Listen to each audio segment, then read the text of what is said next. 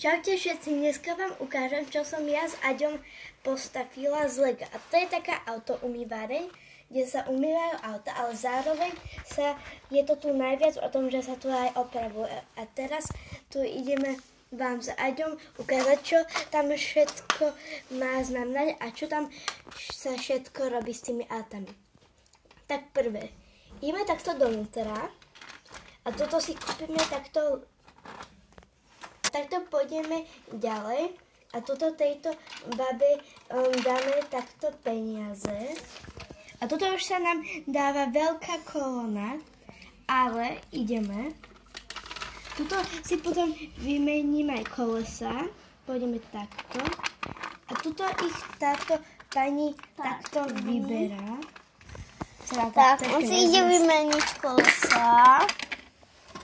Tak, ale došli im kolesa, takže im budú musieť nejaké kolesa poslať.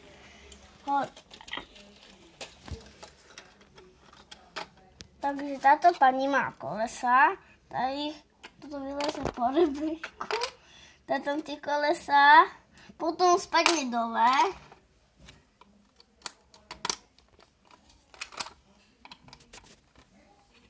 A vozíkom ich donese dole. Tento volík. Tu vypadnú. Je pani.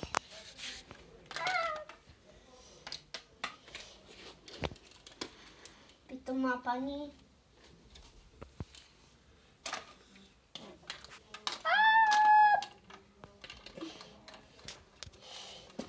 Tak, má kolesa. A teraz to rovno môže hodiť na hlavu.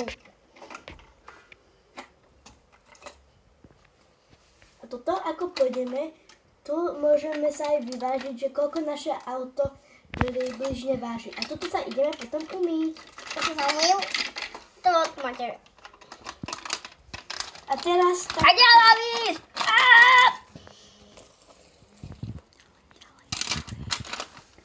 Stará, sem potrebuje všetko.